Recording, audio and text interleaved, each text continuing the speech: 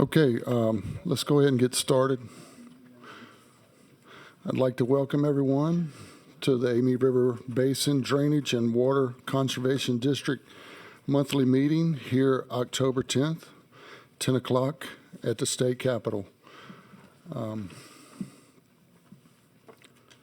Call to order, Pledge of Allegiance. Can I get Jack Harris to lead us in the pledge?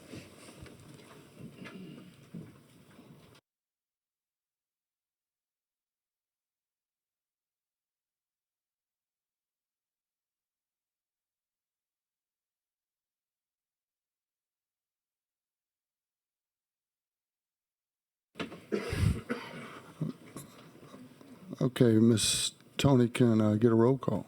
Mr. Bailey? Here. Representative Carter? Oh, I'm sorry. Is it on? All right, Mr. Bailey's here. Representative Carter's absent. Mr. Clark Here. is present. Mr. Quintmile? Here. Here. Mr. Dawson? Here. Here. And who's here for St. James Parish today? None? All right, Ms. Ferlito? Here. Here. Ms. Fitch? Here. Here. Mr. Harrell is absent. Mr. Harris? Here. Here. Mr. O'Neill? Present. Is here. Mr. Parker? Here. Here. Mr. Rayford? Here. All right, thank y'all. We have a quorum.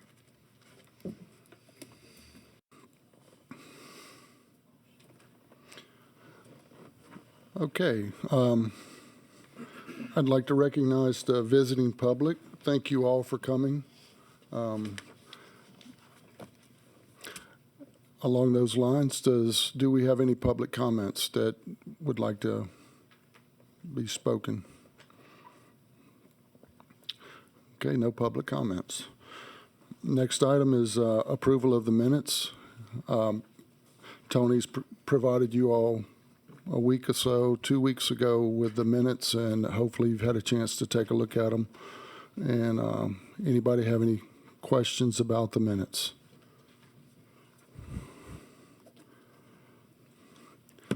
Okay, could I get a motion to approve the minutes?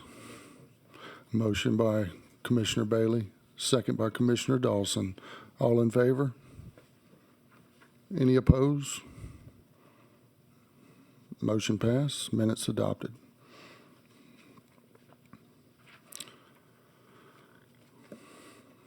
Okay, our next item is approval of our financial statements. Again, included in your packet. I think everything's straightforward. Any public comments on our financial statements or concerns about our finances of the ARBC?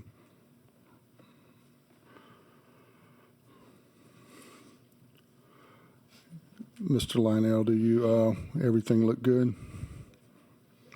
Okay, I need a motion to approve our financial statements for the month of September.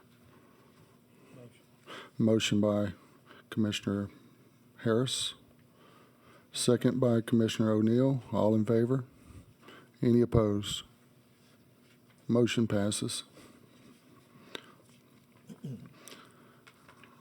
Okay, our next item is an amendment number 1 to our administrative budget for 2023 to 2024. Any public comments on that? Okay, did anyone want to talk about that? Tony, do you want to give an explanation? Hold on. Okay, we're going to be adding $47,000 in salaries. When we hired a new executive director, that would be the difference. Then we'll have an additional $7,000 in benefits for the same reason. That's for Laser's retirement. We need $3,300 more to upgrade the computer system for the executive director because it's pretty old and needs more memory. Then we had an additional $4,000 we needed for the new auditor, which y'all had approved previously, and that's it. If we need to change anything, we'll do it again.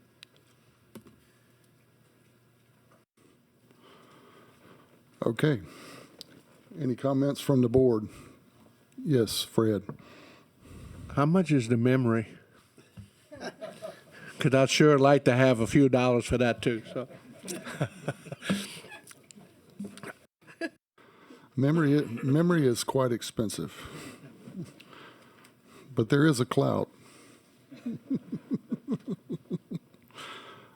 Okay. We need a motion to approve this amendment. Motion by Commissioner Bailey. Second by Commissioner Dawson. All in favor? Any opposed? Okay, amendment passes. Okay, so we got a report from the president. Well, first, before we move on, backing up to that amendment, the change in what we just discussed, Executive Secretary Ms. Gautreaux explained. Do we have any public comments on that? Okay. Thank you.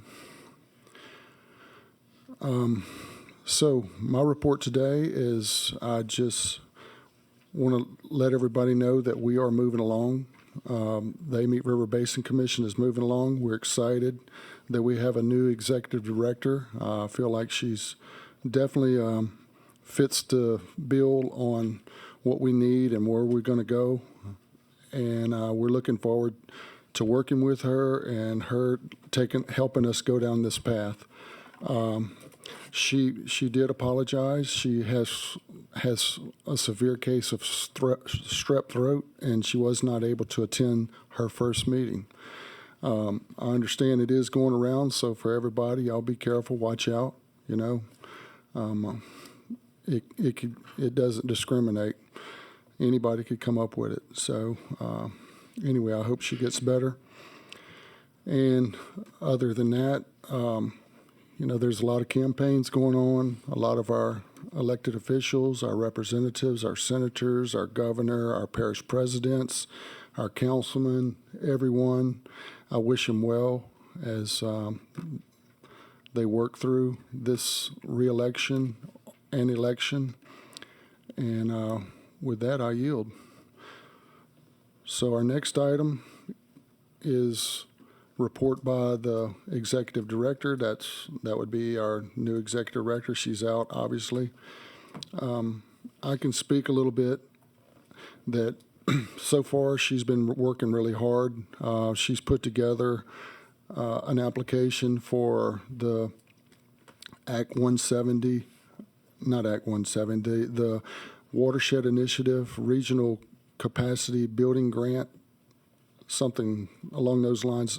In essence, what it boils down to is where the Watershed Initiative gives the regions funds to help coordinate that region and the watershed efforts within that region. That requires time and expense and administration, and so far since we became recognized as Region 9 out of Region 7. We've been doing it ourselves, in-house, among ourselves, and I think we've been doing a good job carrying the ball up until this point. But now we got an executive director. She's going to hit the road running and is already striking on that. Also, too, you know, we have the annual plan, and we'll talk about that later. You know, we have contingencies. We have something in place. We also have contingencies in effect. But we will deliver an annual plan by January 1st, 2024, as written by the Legislative Act 490. So just rest assured that, you know, that this program, this commission will deliver as intended one way or another. But we're working with a good contractor. CPRA has helped us in this process, and we're feeling real good about it. And I'm not going to say anything else, but that's about all I can say for our new executive director, Rachel Lambert. I know she would have a little bit more to add to this. So moving on the agenda.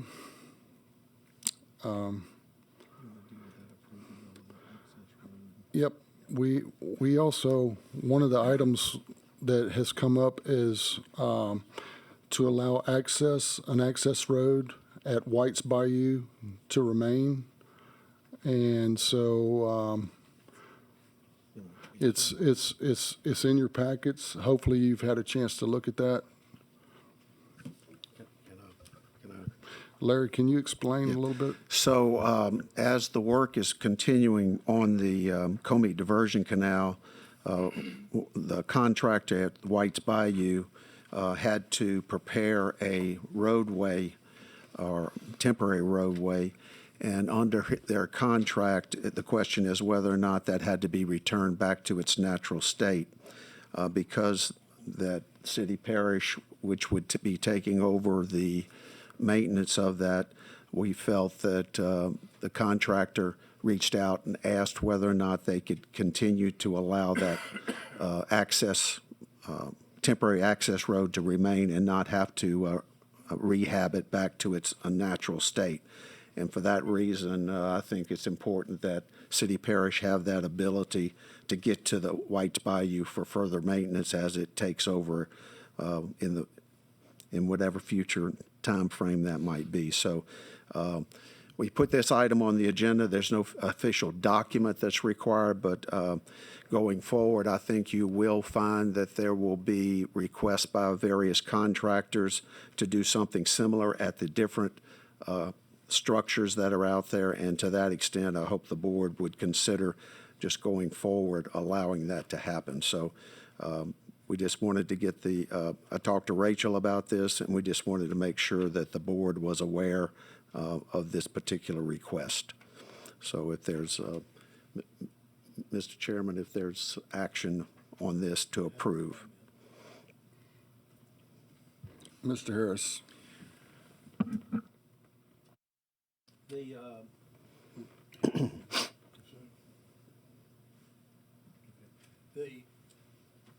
their contract, do they already have money in there to restore it back to its natural state? Yes. I think we should look at, whenever everything's finished and done with, putting a gate on that we certainly want the access, but that's going to become temporary landfill. So we put a gate across there, and they're saving some money by not having to restore it. They ought to be able to come in, do some engineering, and put a gate on there to keep traffic from getting down there. I'll reach out to them and talk to them about that. Okay. Have a motion. Clinton. Okay. So, obviously, there's always a concern using public funds to improve something beyond its intended use. So I'm assuming that, we would like to make sure we looked at that. The circumstances went on for this access road. Was it given, and do we pay them for that, or they, no? So this was with Say it again. this was all through their construction contract, not with us, but with the Corps on the improvements of White's Bayou structure. And they had to build a road to get to it to do the construction on it. So under their contract, and most Corps contracts, they're going to require you to return it back to its natural state. They requested, is that something you want us to do? Because then you're going to have to deal with it going in the future. So it was our thought that leaving it in its state that it's in now and not having it return to its natural state. Cheaper for the contractor, of course, but it's the contract with the Corps of Engineers for this construction.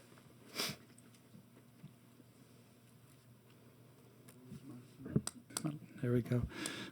So the reason I bring this up is anytime you have this type of project, it's going to require future maintenance and access for those maintenances. So I'd like to look at the opportunity to leave it as it is and do a long-term agreement for access for ARBC to do any future maintenance within this if we're going to leave it in its improved state.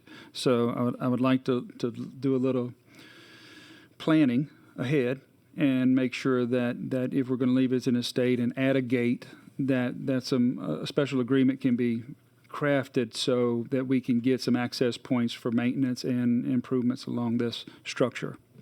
If that's possible, I'd like the board to consider that. I know that's when we have our projects, we're always looking beyond the project. Not to cut me off.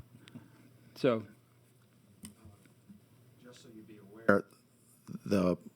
From the roadway to the White's Bayou is all property currently owned by this commission. So we don't have to get an additional agreement, but we'll need to get, and we've had that problem in the past on certain properties that we had of trying to get a gate or some kind of control, because it, as mentioned by Mr. Harris, when you don't have something controlled like that, it ends up being a dump site. So yes.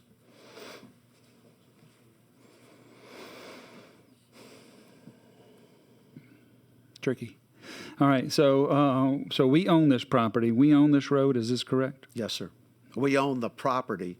The road was constructed by the Corps for the, to get to to construct the White's Bayou control structure. So we're requesting the Corps of Engineers to leave it in its current state beyond the contract. Correct. The Corps said that they wanted to go back because that was part of the contract, and because this is on our property, I think we can ask the Corps not to do that. So we're asking for an amendment to the contract to see if they'll approve that. Yes, sir. Okay, I'm in support of that. Thank you. Okay, I ask everybody to speak into their mic. Commissioner O'Neill. I just want to kind of echo Commissioner Cointmine. I think it could be just something as simple as when we run into these issues on our property, we just ask for the contractor in question, what's the O&M cost on this to move forward so that we can make an informed decision if either we want to or we don't want to. Just ask for, I don't know if I'm speaking into the mic enough, but just operations and maintenance cost as a general rule when they're doing stuff on our property and they've improved the road. Just that could be part of our decision making. So.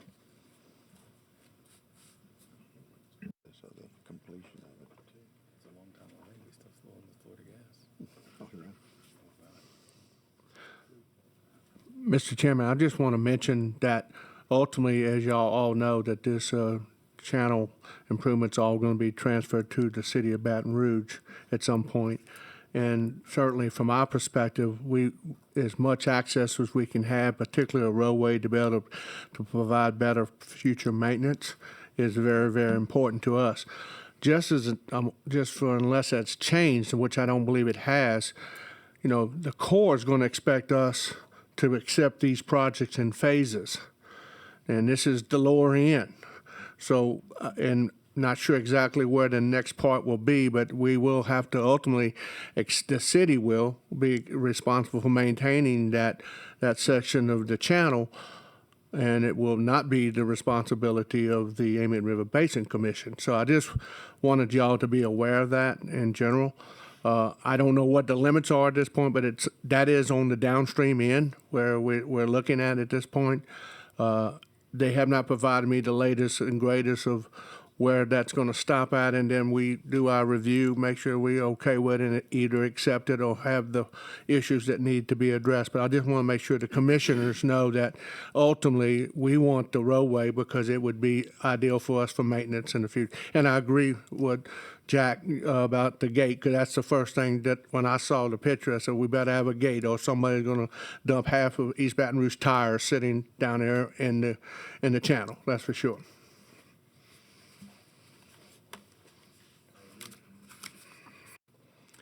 It mentions in here that the contractor would shape and grade. You can see the mat they put down, and then the pretty much finished project during construction. They need to make sure they put ditches on there. If they don't put a ditch on there, that's not going to hold up. So whenever we need to see what their plan is, engineering, to make sure that that's going to be a permanent road or it's going to be a maintenance nightmare right off the bat if that's not prepared properly with the ditches, which I'm sure Rachel will know how to look at that.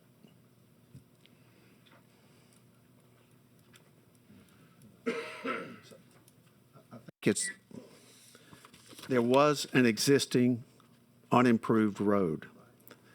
The unimproved road was improved by the contractor that was doing White's Bayou. So the issue is, do they have to return it under their contract, which that's part of their obligation. I don't know that they would do any further improvements that would require, that the Corps would not require. But also, I think the commission needs to recognize, and one of the things we will have to deal with in the future, is we have ownership of more land than what East Baton Rouge Parish is going to take. So there's going to be necessity of having some survey work done for the actual canal part and a portion of this. This remaining property is for what, and what's been discussed, maybe a mitigation bank or selling it outright, or doing something with this additional land. Because when some of these tracts were acquired, they were acquired for an amount greater than what was required for the canal itself. Because of remnants values of acquisitions, those remnant values, we just go ahead and acquire the whole tract. So one of the things that we have here is that part of this is going to East Baton Rouge Parish, and a part of it would remain with the commission. I just wanted to make that for the particularly the new commission members to understand kind of where it is. But there's no obligation for the contractor to further improve it greater than what was already done.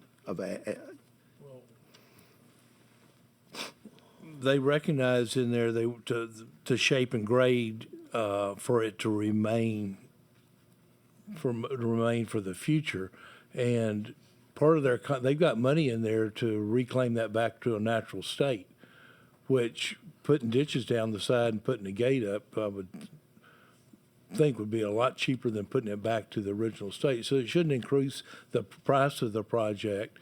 They won't have to refund as much or take, have a change order for not having to do part of the contract.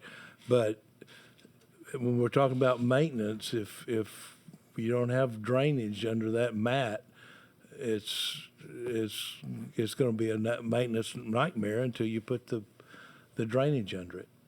So we at least need to ask them, could they, as part of the project to keep it permanent, to go ahead and fix it so it will be permanent. I'll reach out to them. That's a couple of passes with a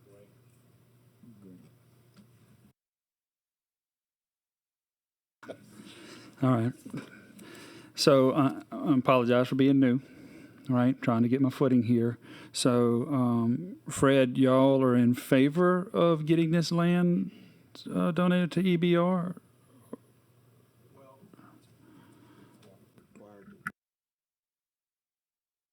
Well, I think he's turning it on. all right. We're required to take it based on the agreement that was set forth.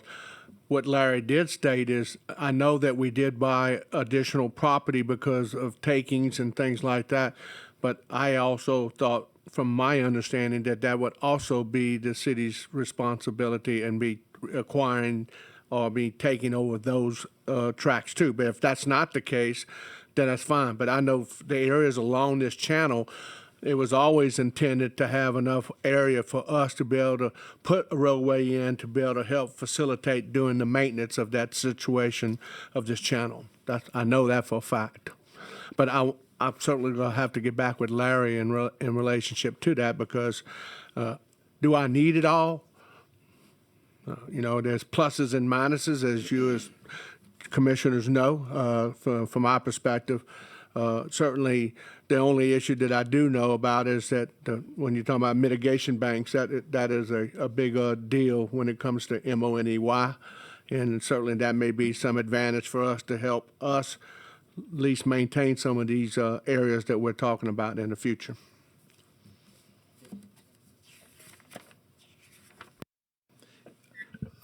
It was originally part of the agreement between East Baton Rouge Parish, the Corps, ARBC, that East Baton Rouge Parish, upon the completion of the project or segments of the project, would take over maintenance of it. So that was part of the original project cooperative agreement that was entered into 20 years ago. Okay. Well, the great thing is agreements can be changed. And I want to have a conversation about the maintenance and longevity of this project, or whether ARBC should do the maintenance, and if so, we should probably retain this property and these access points, or because it is a regional project, it helps flooding throughout the entire Amite River Basin Commission, or whether this sole responsibility needs to be on East Baton Rouge. So I just want to have a conversation, because we've talked about this from our first couple meetings. This topic came up, and because of its regional impact through the entire for the majority of the Amite River Basin Commission.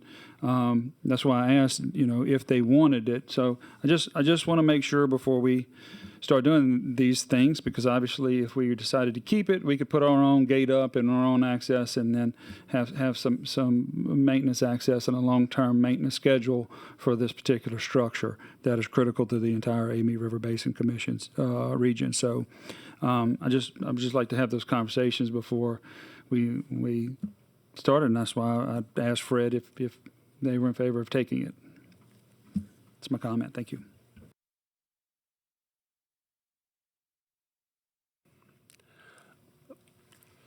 Mr. President, I guess, number one, the way the agreement's set up, and you're right, the agreements can be amended. I don't think there's any question about that.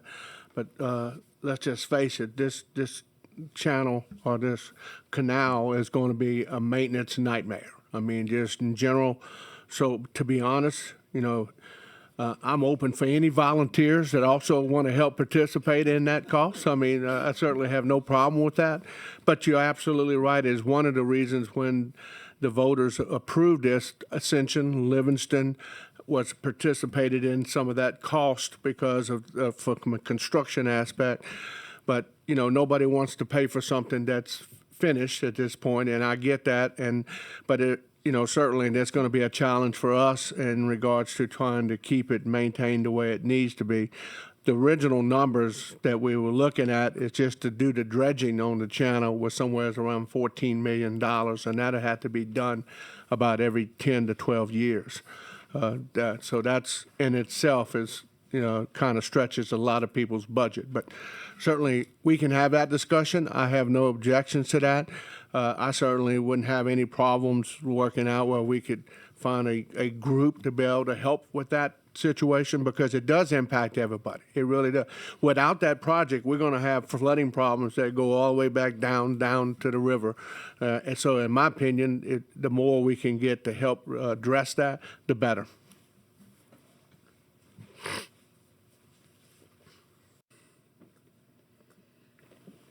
Okay, any more comments from the board? Any public comments on this topic? Okay, so do I have a motion? I got a motion from Commissioner Parker, second from. Okay, so Larry, could you state the motion? As I understand, the discussion by the commission members is that approve to allow the current road to remain in its current state, but request that the contractor install a gate as well as further improvements on the side to ensure drainage. And I'll make that request. That would be the motion that I heard. The consensus of what I heard.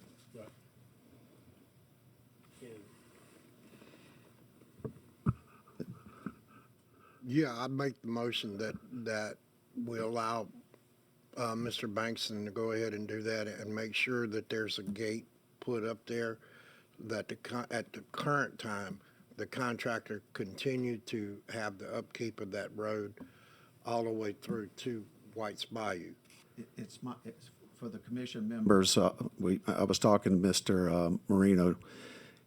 This portion of the project is not done and is still under construction. And it's also the area in which there's the Florida gas pipeline, which it still has not been relocated and still in the midst of all of that. So just be aware that they're going to continue to need to use this road for a period of time. I think they were anticipating upon such time in which they finished the work, that getting direction from us about how to deal with the reclaiming of the roadway. So we have a motion. Okay, so we got, everybody understand? Oh, So we're going to ask them to amend the contract to, instead of returning it, amend the contract to state, to add a gate and do some drainage, roadside ditches. And so amend the contract is what we're voting on, correct? Upon completion, whenever they get finished with it. Yes, sir.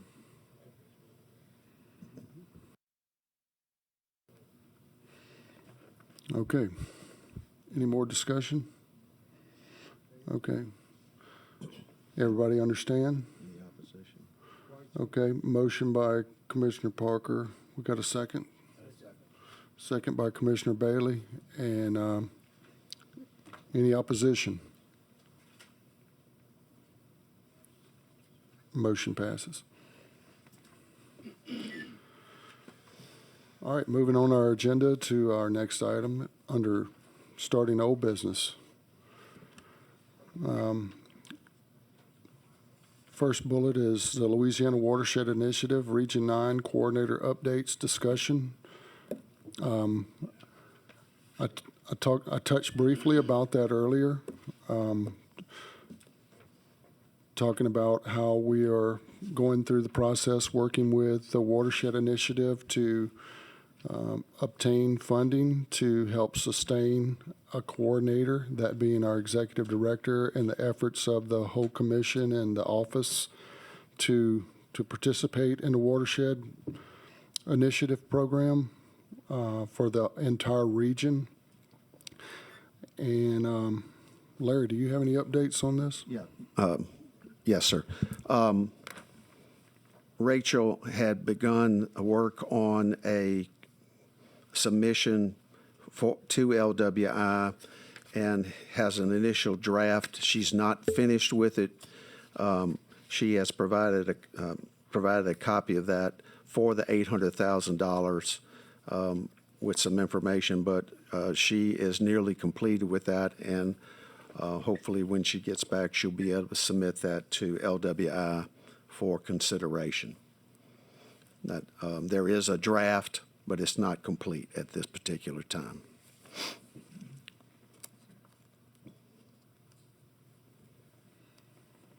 But we already had a resolution that the board had passed last meeting, in which there was a resolution to submit to LWI for the capacity building program for the $800,000 that has been given to the other region, the other 8 regions in the state.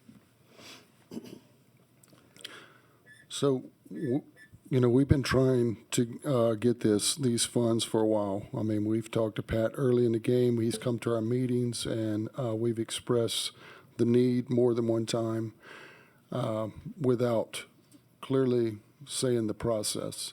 So now we see the process, and we are going down that path, and we're making some significant progress. I guess we were kind of led to believe that once you become a region that you might get these funds, but that's not the case. And so we're going through the step-by-step process. So any public comments on that particular item? Okay. I'd like to talk about our next item is status of our hazard mitigation grant program funding for Region 9. We had one letter of intent that came about for the the commission that was with East Baton Rouge, looking at realigning the mouth of Ward's Creek to redirect the mouth where it comes into Bayou Manchac, redirect the mouth downstream toward the Amite River from its current position, which is upstream, which can create a lot of backwater flooding problems on Ascension and Iberville Parish. So we did put in a letter of intent for that. And Fred, could you talk a little bit about that particular project? Yes, this project was really presented by McKee Creed engineering firm that was working with actually Livingston, Ascension Parish, Everville Parish, and also EBR Parish about ways to improve the channel improvements to Manchac. This realignment of Ward's Creek was part of that project, certainly much more in detail than what was laid out for the original $3.5 million that we wanted to see. The project was to do selective dredging along the Manchac project, also address the bridge at the Old Perkins Road for the height elevations of the bridge at that location, and some other improvements that they were looking at trying to address at the mouth itself. When requested the study, and when it was really proposed as the entire project, not as individual sections, and was also looking at doing some work in Ascension Parish, doing some channel improvements that was also being proposed for this project. At this point for the 3.5, trying to pick out pieces and parts to try to make it work. It would not meet the cost benefit ratio, and when hazard mitigation funds, those are the things that everybody seems to don't worry about, but then all of a sudden when you get there, you got to make sure you meet it or you're out. And so that's really where we were. I've been asked by a couple commissioners about what do we want to do, and at this point, I certainly don't like giving up $3.5 million from Ascension, but I mean from EBR. But as a region, I assume that we can maybe look at some other avenues to try to address that through other parishes.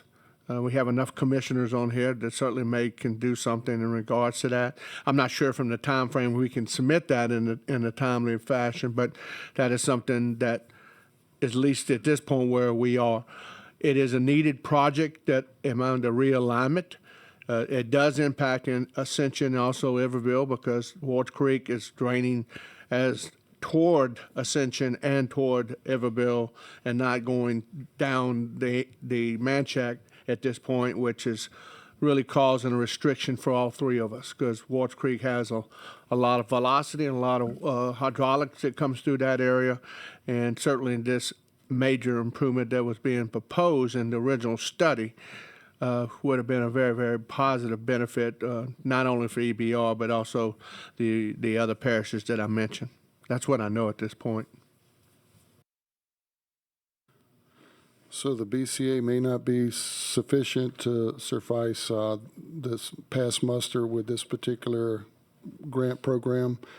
It may be worthwhile to look at that BCA again. I don't know if there's enough time for it, especially considering that Ward's Creek, where if it in its current state is going to be flowing like it's currently flowing with the hydrology and the hydrologic energy, that would significantly impact Bayou Fountain, which Bayou Fountain drains Burbank, Highland Road, Country Club, Louisiana, all of those structures in that area, not just Iberville and Ascension.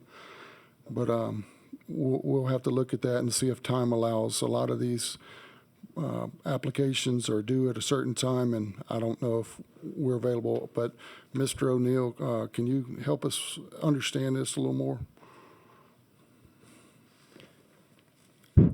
So spoke with Mr. Gearing. Jeffrey Gearing is a state hazard mitigation officer from GOSEP earlier this morning, and he let us know that while I think at our previous meeting, we did create a letter of support for that project that Mr. Rayford, or Commissioner Rayford was talking about, he hadn't received anything from us subsequent to that.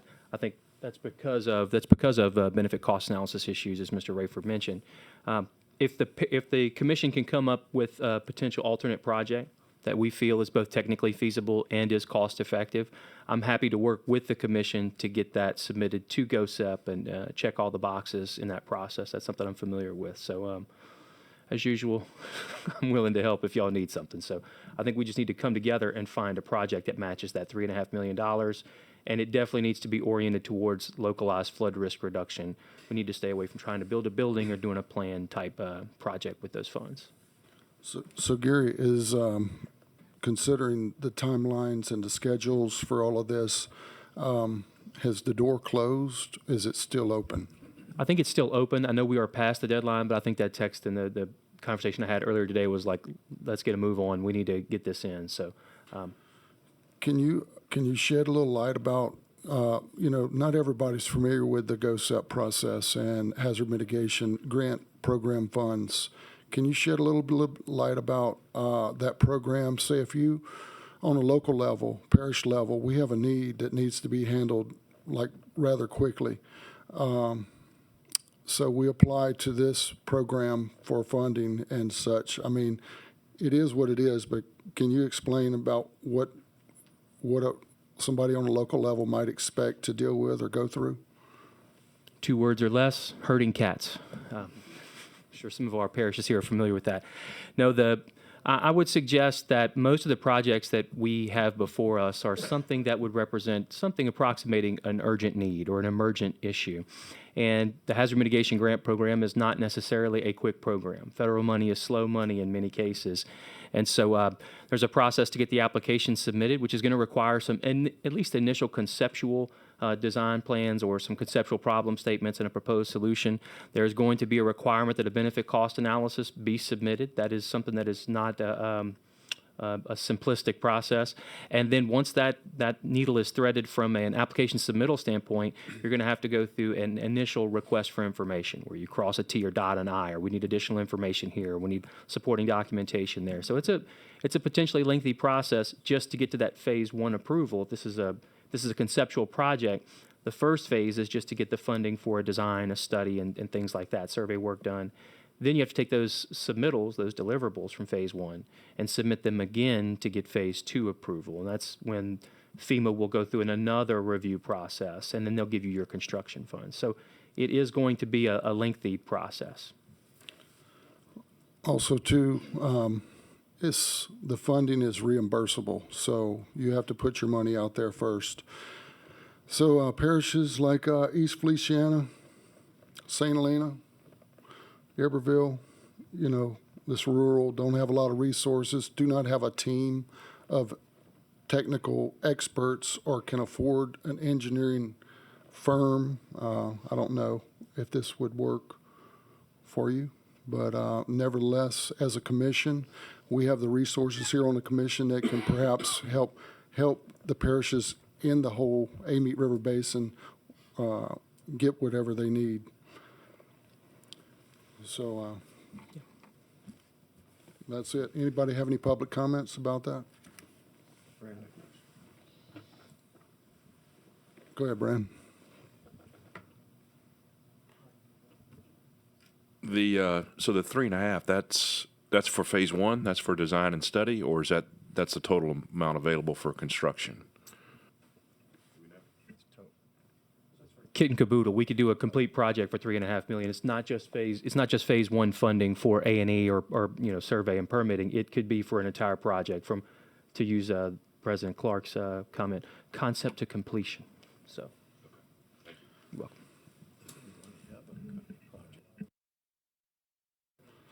Just want to note too that the HMGP funds, they usually require a match, but in this particular case, they've made it available that it's 100% funding, no match required. Does anybody on the board have any ideas of projects that we may need? That will have the party that will pass muster. I have the BCA.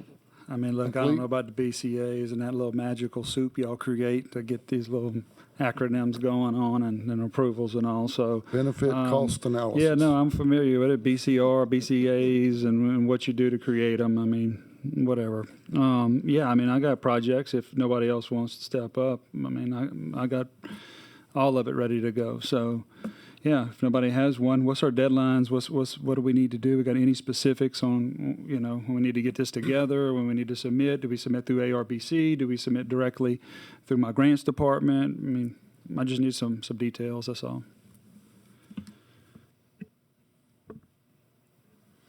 If the commission wants to go that direction, I can offline with you, Clint. I can either assist you guys, or you may be able to go directly through y'all's GoSep grants account and your folks, Armina and that crew over there with you guys. Y'all could potentially do that. I don't know that the commission would potentially maybe need to take some sort of official action supporting an Ascension Parish project. We'd probably need to know what that is, and then maybe we could go back and forth. But I'll also say this in regards to technical support. Jeffrey Gearing and GoSep have indicated that if the BCA is a bit of an insurmountable task for some municipalities, they have limited ability to assist in that process. So if somebody's got a potential project that isn't necessarily something they've got the horsepower to do internally from a BCA, GoSep may be able to assist. That's just it's on a case-by-case basis. Just a quick question concerning the BCA. At what point or what phase would the BCA be considered? Because that will determine if it will move forward or not. So at what phase would that be considered? So for the Hazard Mitigation Grant Program, when you submit for Phase 1 approval, this is a complex project, which means we don't have the design work done. It is not quote-unquote shelf-ready. You've got to submit a benefit cost analysis, even based on the concept, for Phase 1 approval, just to get your funding for survey, study, and design. So you got that Phase 1 BCA, and then once you get that approval, and you do that actual A&E work, you've got to come back with the design and the study actually informing a second BCA that says, hey, our proof of concept is actually still cost effective now that we've done the actual design work for it. So it's a two-pronged process. You got a Phase 1 BCA, and then the Phase 2 BCA has to also pass muster as well.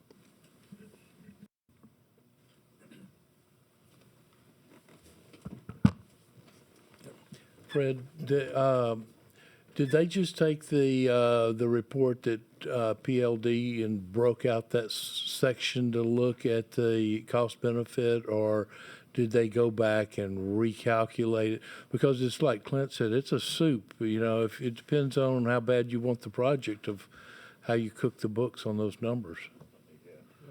I mean, that's a bad term, but that's what it is.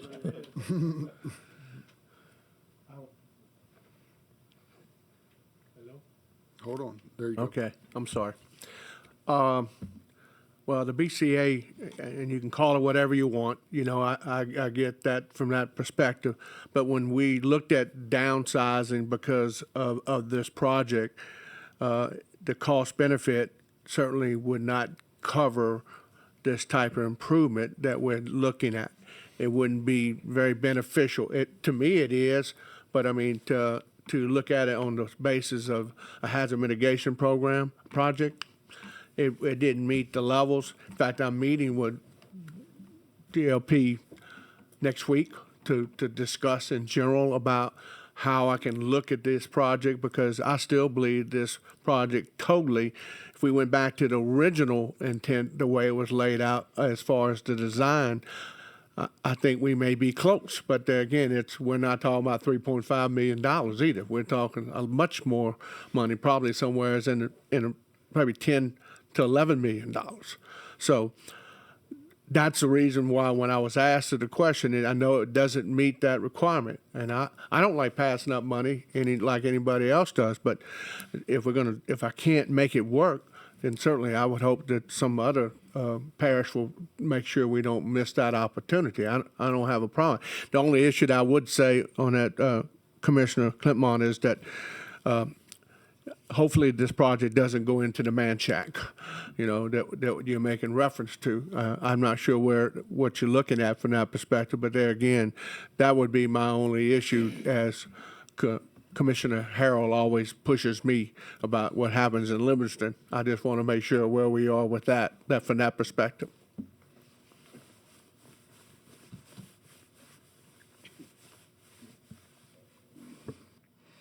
Okay, any more comments on the hazard mitigation? Commissioner Bailey. You said the door is still open. How much longer? How much time are we talking about? I don't have an actual specific deadline. We had a brief conversation this morning before our meeting, but I will say we probably need to get on this yesterday. The deadline, the previous deadline has already passed, and so that was what was communicated to me is like, hey, we don't have anything here from you guys, so we need to put some hustle on it for sure. It's already. Why don't you send your project to the? Okay, submit your project or send it to us and let us take a look at it and make certain it doesn't have any impact or negative impact on surrounding parishes, and let's get it moving. We need to get that moving. We can belabor back and forth, but we got to get on schedule. And there's a project, you have one in place. If it's not negatively impacting the other parishes, let's get it done.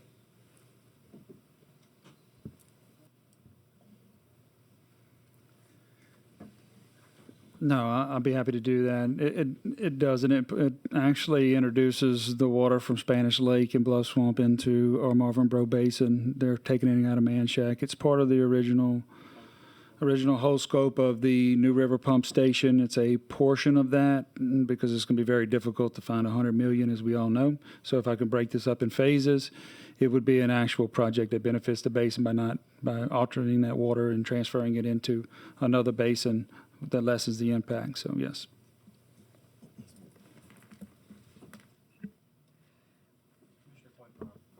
How quickly can you get that? What's your turnaround on it so I can communicate to GOSEP when they can expect something? Or do you want to offline with me on that? Okay.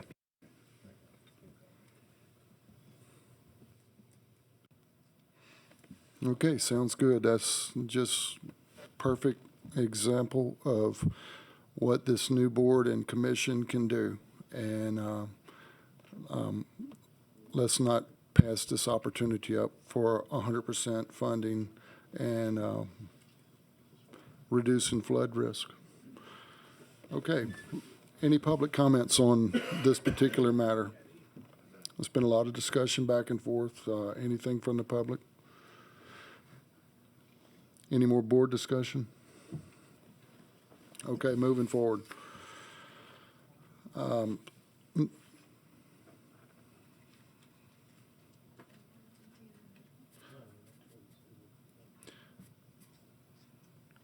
You may. Oh, hold on. You may want to formally suggest that the commission supports the proposed from Ascension Parish as being supportive of that particular project kind of going forward, so we at least have some official action of the board so we can show support of it going forward. Yeah, you just said it. Okay, sounds good. So do we have a motion from the board to support Ascension Parish President Quintmall with a suggestion for a project as he so described moving forward? Motion by Commissioner Parker and second by Commissioner Bailey. Any opposition? Okay, motion passes. Okay, next item under old business is status of our annual plan.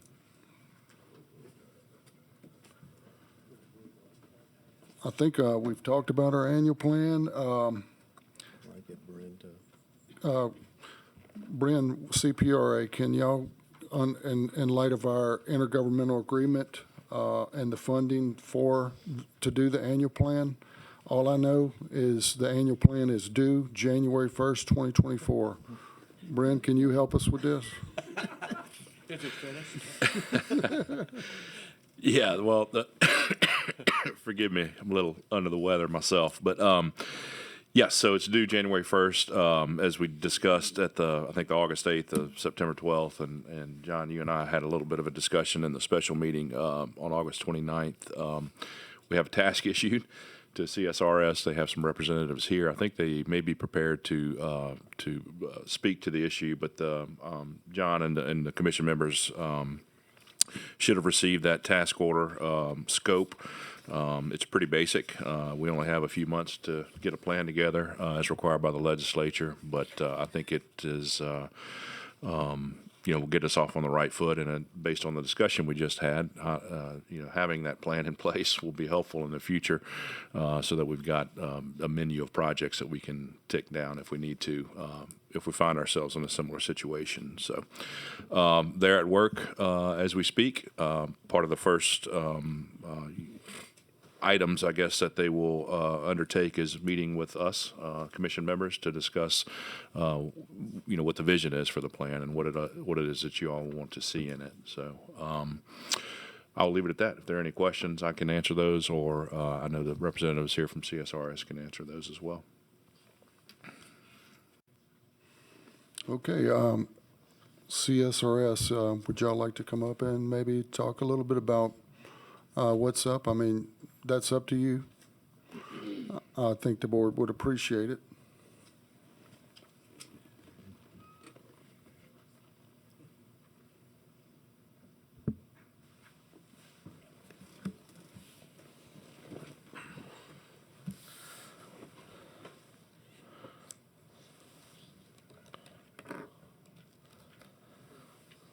All right, we're live.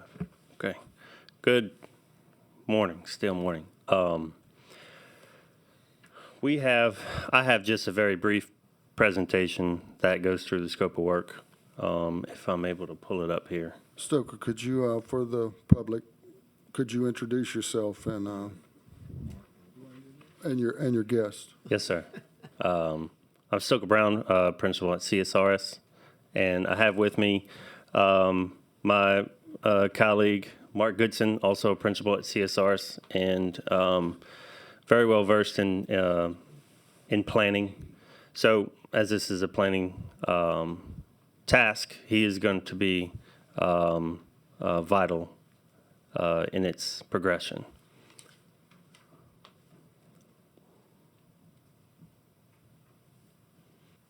Okay, there we go. So I just have, so we received a task order from CPRA and responded to it with a cost estimate and proposal and activities to respond to what is in the legislative requirements that I have up here. I'm not going to read it verbatim. I think we all have seen this before. So in response to that, so the annual plan, the task order, it's going to be the mechanism by which ARBC outlines its projected revenues for the upcoming year as well as looking 2 years in the future. Some additional language include narrative description of ARBC formation, applicable legislation that was on the previous slide, inventory of current historic projects and their completion schedules. I think Mr. Commissioner Haas just mentioned having a list of projects sort of in there in the chute is going to be beneficial as you move forward and receive additional funding. Digestible to the average stakeholder, try and communicate what the commission is doing and working on, and hitting on some of those accomplishments. Just a breakdown of what those activities look like. So some project coordination, going to meet with all of you to understand everything that's going to be going on in the next 3 years and put that down on paper. Attending the regular meetings. The data collection and assimilation, again, getting all that information, putting it together. And first having an outline reviewed and approved before we start working on the actual plan itself, and then having a draft of that plan, receiving some feedback comments before producing the final, and then once that's completed, putting that into a couple of supplemental documents, a PowerPoint presentation, and a one-pager to help communicate that to stakeholders and the general public. Looking at the timeline, here, again, notice at the end, it will be submitted to the legislature on January 1st. We will have the final plan completed as well as the supplementary documentation by December 15th. Working backwards, that draft by November 15th, and an annual plan outline on October 16th, which if you look at your calendars is 6 days from now. While that may slip backwards in time as we're getting our kickoff meeting with you guys underway, that end deadline is definitely not going to shift as you have an obligation. We understand that, and we will make sure you meet it. If I may, I'd just like to introduce our colleague Tessa Hartley, who's back there. Tessa, wave. She's an accomplished resilience planner in her own right and will be doing a lot of the blocking and tackling associated with this effort, so that you can put a face to that name.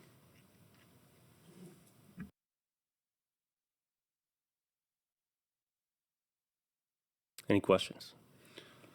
Thank you very much. We like those dates, and we look forward to working with you.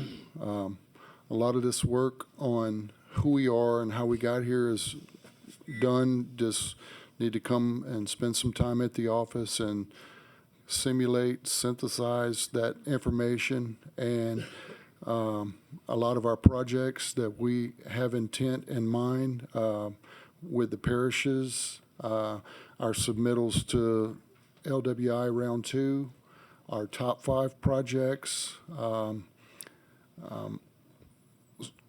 It's very clear what we want to do and where we want to go.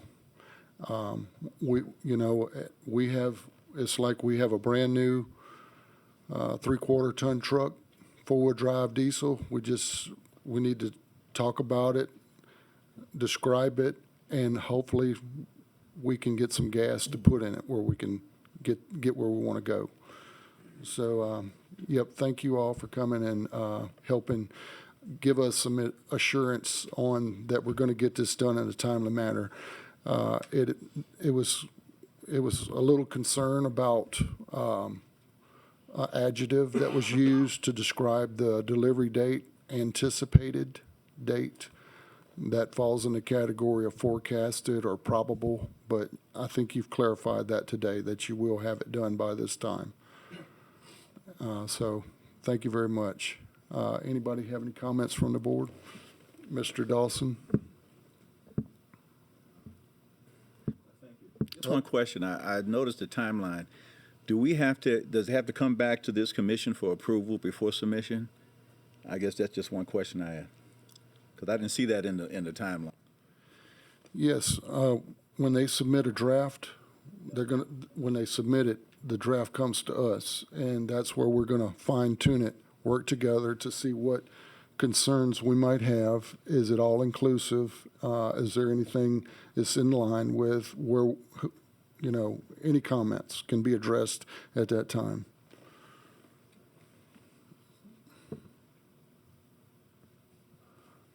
Just one comment, I guess, that I have is that, are we proposing to do any public meetings in regards to our plan? And I realize the time schedule doesn't really give you a whole lot of flexibility to do that, but certainly, I guess, would it be the responsibility of the commissioners to make sure that they feel comfortable from where we are within their representative parishes, to what's being submitted, or would we be actually having a public meeting to show the public, here's what our overall plan is being proposed to look at?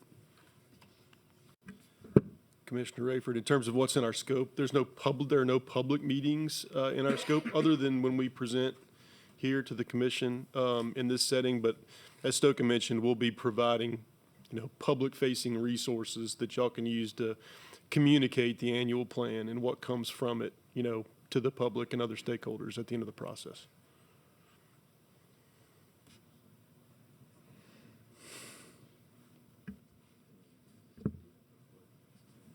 So,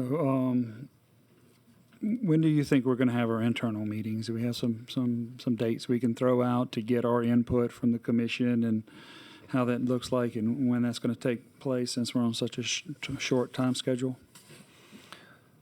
None of those are scheduled at the moment.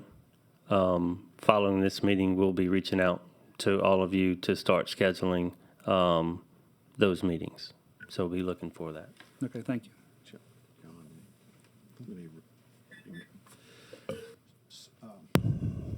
So as part of the legislation, and Mr. Marino and I were just discussing that, the plan shall be subject to legislative approval. So between legislature doesn't go into session until March, so there's opportunities after January 1st to do that. But ultimately, the plan has to be approved by the Senate and the House committees on transportation. So that being said, between January 1st, when it's submitted, and the legislative session in March, then there's an opportunity to have some necessary. Next year's plan, you'll be able to tee it up correctly and have it, but at least we will be able to, the commission can have outreach concerning that period of time from January 1st to the opening of the session. So, but it has to be approved by transportation committees in the House and Senate.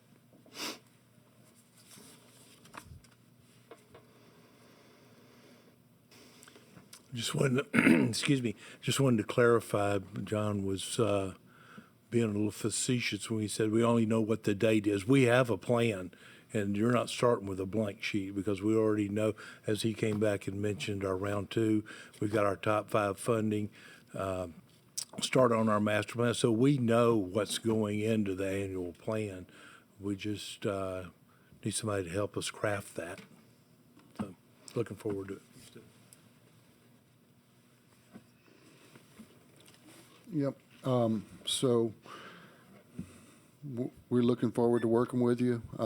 We've heard a lot from our public about what needs to be done, and I think we've put that together with what we've done so far with all of the projects that we've submitted on the local level, from the individual parishes and from Region 9 as a whole.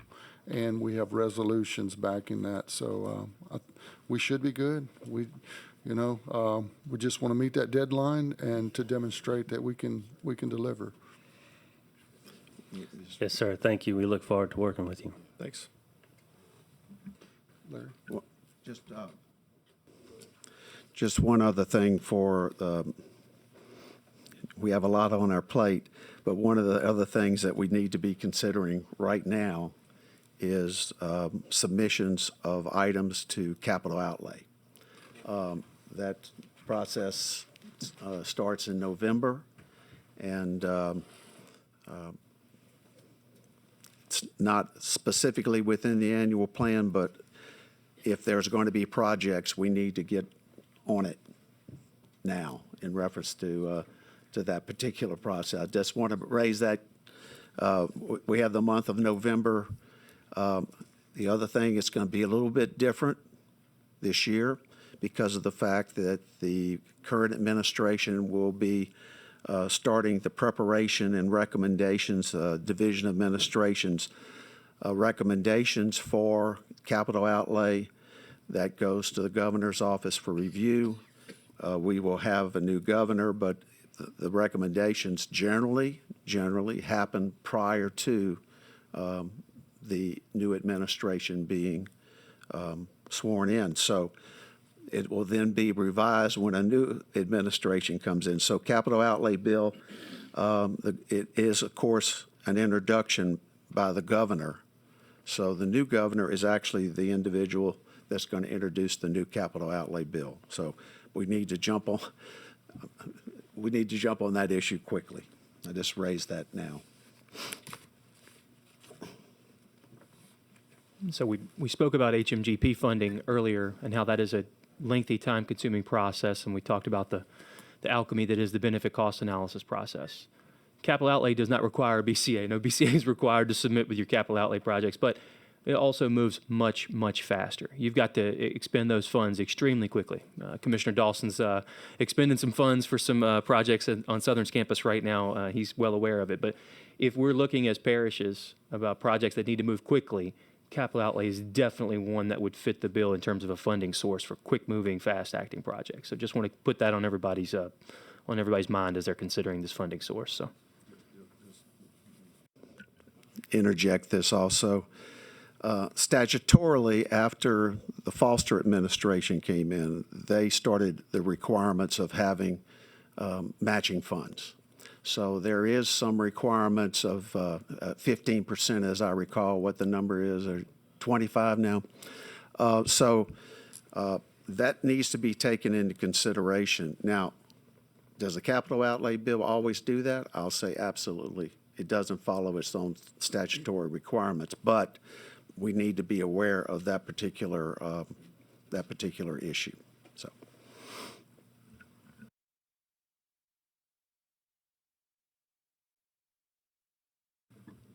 Somewhat being new, okay.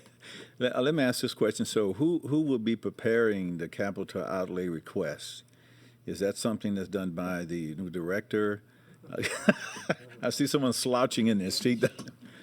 Because even going through normally the e-courts process where you have to go through and submit it for capital outlay for consideration and those kind of things, that does take some work. So my question is, who is kind of handling that? We have a volunteer.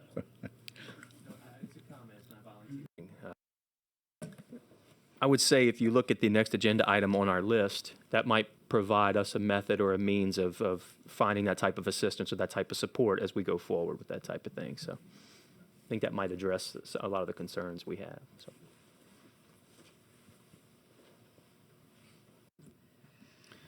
You know, historically, a lot of the parishes do their own capital outlay submittals, but we're speaking today with parishes altogether from the board, the ARBC commission. So something to consider, that if we are going to do something, like Commissioner Dawson said, who and how we're going to do that. And Larry has emphasized that it needs to be done rather quickly. So let's be thinking about that. Commissioner Knight? Oh, there you go. The e-courts process itself is fairly easy. The website's not that difficult. It's just crafting some language that describes a project is the trickiest part. And really, if there's a scope developed already, you're in. That's something that's pretty easily trained up on. If it's coming from the commission, probably your executive director would do that process. But I think with the commission, there's actually, I think you have some options. It could come from the parishes as well. But it depends on the projects and who wants to deal with that 25% match. So I'd be glad to help Rachel with anything she needs to do on that. It's an easy process. One thing I also considered when we're going through this particular process, since we are kind of a regional organization, that we consider the other projects as being done in the parishes, and then mention that in the e-course process if we're going forward. Because when those projects are considered, is there a relationship with other projects that puts you in a better position to be selected? So when we go through that, that definitely needs to be looked at for those things to be accepted and approved, for this commission.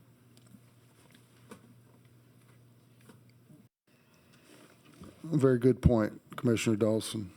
It does give credibility to when you can show you have multiple benefits and you're working together, multiple parishes in a large region. Okay, any more comments? Okay, our next item under old business is the ARBC proposal and qualification-based RFQ procurement process. This is something we looked at in the past, and perhaps we need to maybe look at this a little closer and maybe take some action. Larry, can you shed some light on this?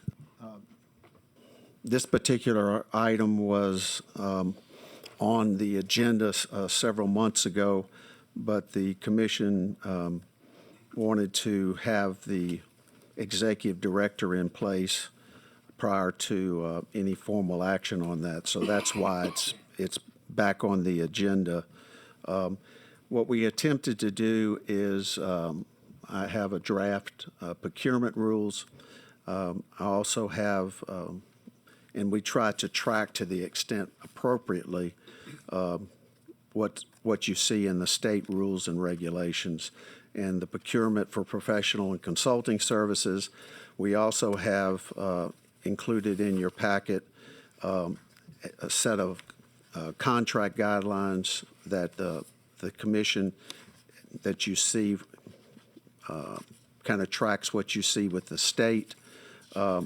It takes out those issues in which requires us to go to the state for any types of approval. I also have in the packet a draft notice of request for qualifications, an RFQ, if the commission believes there are no specific rules and regulations as it relates to request for qualifications, but this is a draft that I had reviewed from some other entities, which has a very extensive requirement. This is something for consideration by the board that they can modify for a specific request for qualifications if that's the desire. As you are aware, because these are professional service contracts, there is flexibility in being able to select engineers for professional services. So this is kind of an overall draft that we had previously provided to the commission members. I'll be glad to answer any question anybody may have. So recalling early in the game, we had to make a decision in order to get some things done. Passing this process, going back and forth, that we figured that if we could work with the state, which we will continue to do, the state has pre-approved IDQ list and a crunch. That's what we had to do. But as we move forward, we're going to continue to work with the state, but we also want options that perhaps something that we do, just like we talked about capital outlay, we could perhaps do independently. Anybody have any questions for Mr. Bankston, our legal counsel could maybe shed some light on?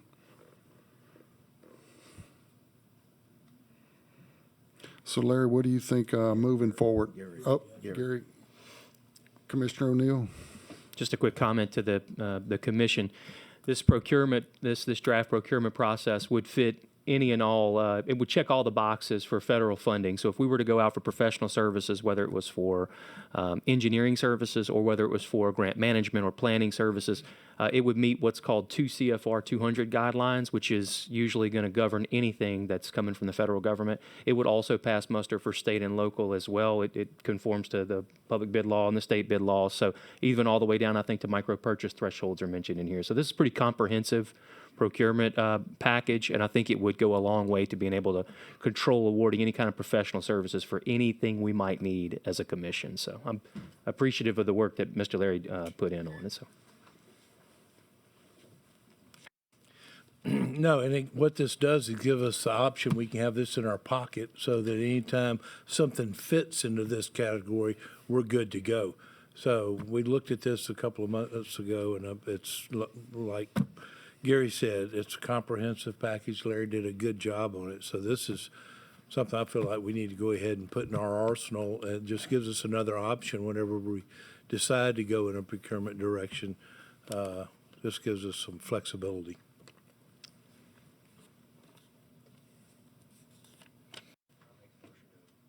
Okay, so can I get a motion? Any Public comment for. I'm sorry, any public comments? Okay, no public comments. Motion to adopt? Commissioner O'Neill, motion, second. Make a motion to adopt the procurement policy as the official procurement policy of the Emmett River Basin Commission, as presented by Mr. Bankston. Okay, we got a motion, and we got a second by Commissioner Bailey. Any opposition? Motion passes.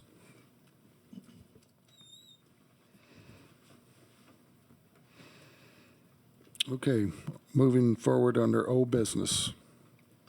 Comey River Diversion Canal project status.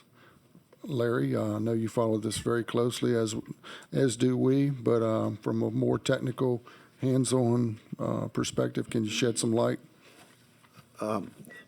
As the commission, I think everyone has received an invite to participate or at least listen to the monthly meetings that the Department of Transportation and Development have with the Corps. ARBC participates as well as DOTD. At the present time, the project, the main issue continues to be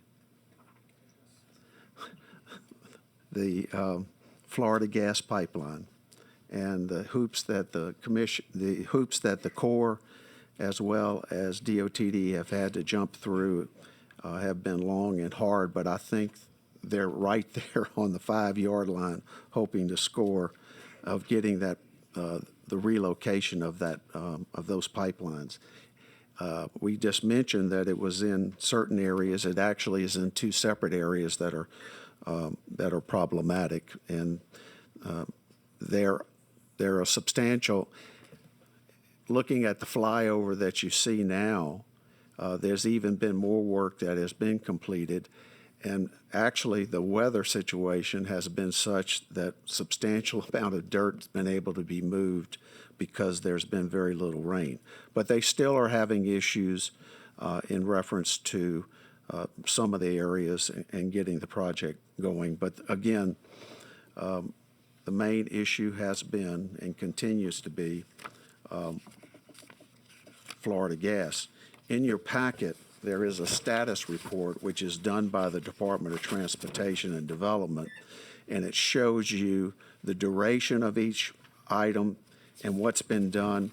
And one of the big issues has been some utility relocation, but almost the strike-throughs on this show you that all of these items have been dealt with except several, a couple of energy and AT&T removal of items, and but it is moving quickly at a pretty high pace, but it's being held up by Florida Gas. That's all I can report, John.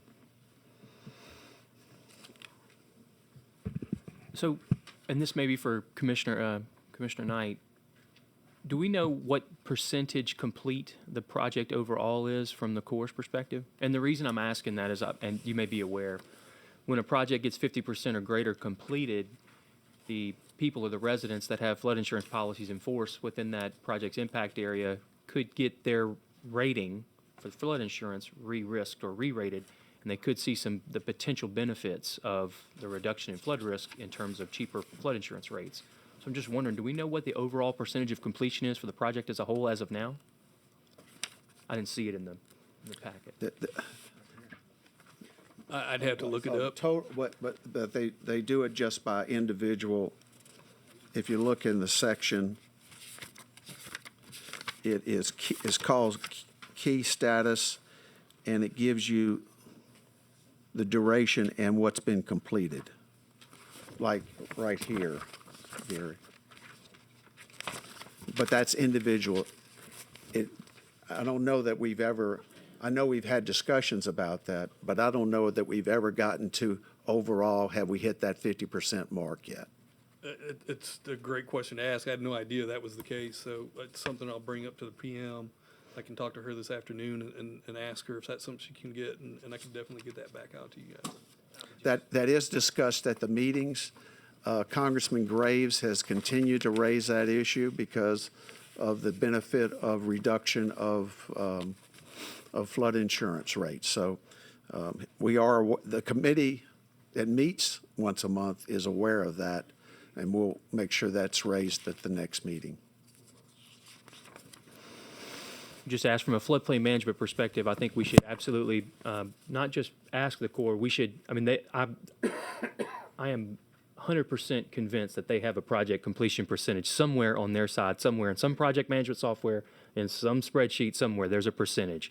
And so we need to know what their expectation is of when they hit 50%, because this is a 7-parish area that this project is going to benefit. There's 7 different floodplain administrators, 7 different parish permit offices that handle National Flood Insurance Program. And so there may be some true multi-jurisdictional coordination that ARBC either needs to be involved in or needs to communicate to each of those parishes so their folks get that benefit as quickly as humanly possible, because we all know what is happening with flood insurance rates in South Louisiana right now with risk rating 2.0. So I'd just like to, at our next meeting, and if I need to if I need to sit in and ask that question, I mean, we need to be adamant to ask for that actual number and an estimate on when that number hits 50%. I'll reach out to them today. Okay, any more discussion? Just for the general public and the common lay people out there, just know there's been a lot of talk. It's the big elephant, the Comite River Diversion Canal, the project. We've discussed it. I encourage you to visit our website, the Amite River Basin Commission website. We do have a flyover video, and you can see some of the work that has been done, that's taking place, and gives you a spatial understanding of where this project is and what is actually going on, and it's pretty significant. So I do encourage everyone who maybe have questions about that or would like to see it in general. This is some good imagery to, if you're not able to go up there and see it yourself, some good imagery that's available on our website.